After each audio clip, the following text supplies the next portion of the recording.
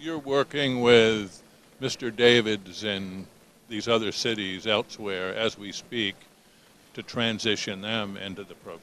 Yes, that's exactly it. That's exactly it. If we don't provide value, people don't need us. And we recognize that, we know that.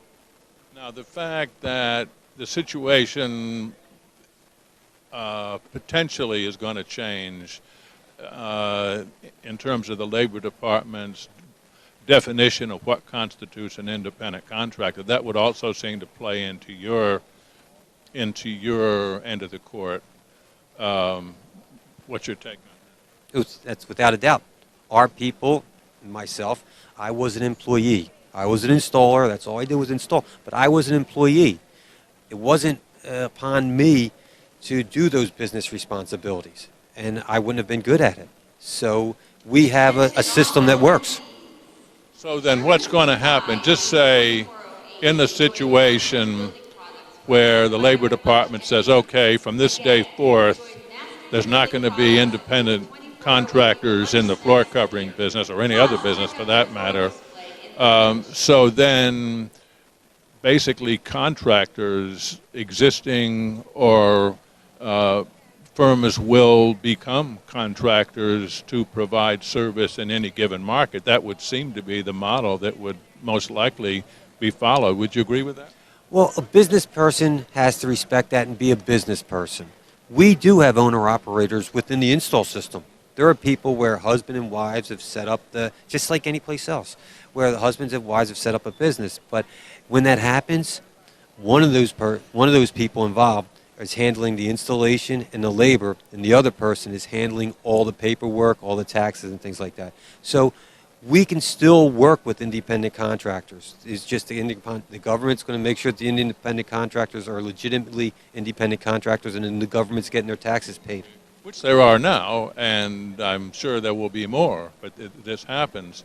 But I would imagine that the number of larger contractors, if indeed this does happen, will increase markedly. And our contractors are ready for that.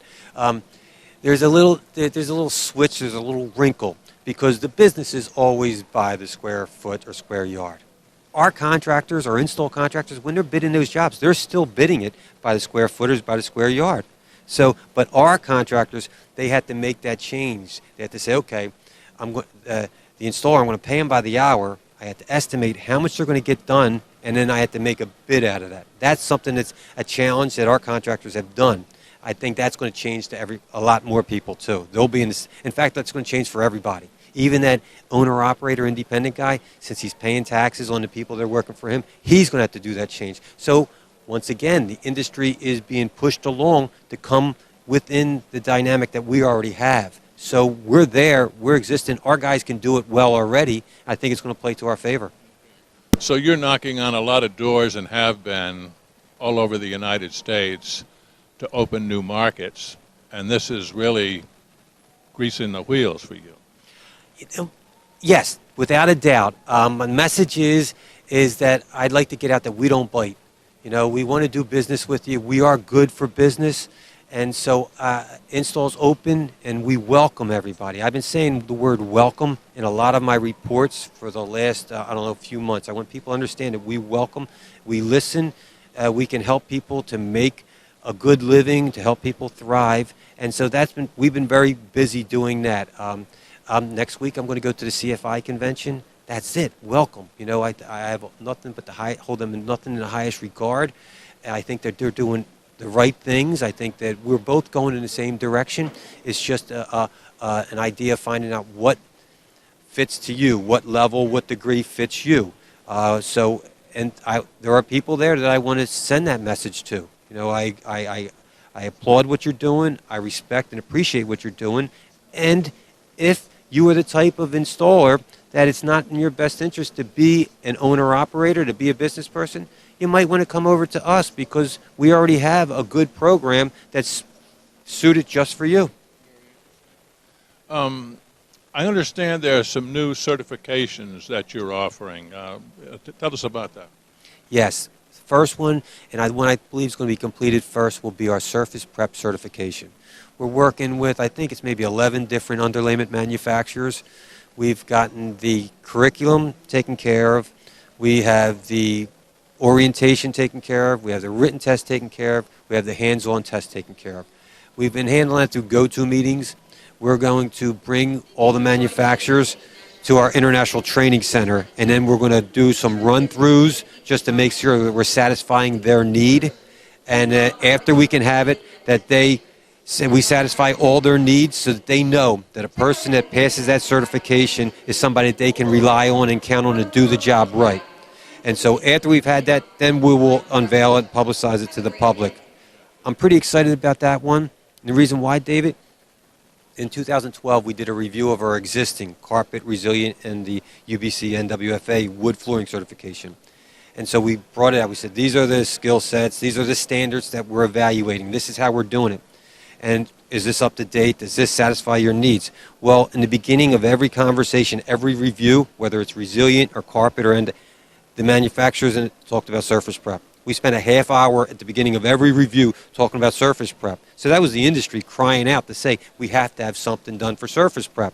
So we're putting that thing together. We're putting together one for turf, too, athletic turf. We're recruiting and soliciting the involvement of the mills and the manufacturers because we've gotten some curriculum done, but we feel it's vital for us to have the input and the direction from the mills and the manufacturers. Their product, generally they know the best way to install their product, and we want to make sure we satisfy the needs in the certification. So that's where we are with our surface prep, our turf prep. We did a review of our NWFA, install NWFA wood flooring certification, and the review has found that people are still satisfied with it. So I don't see us changing that. Those standards are good.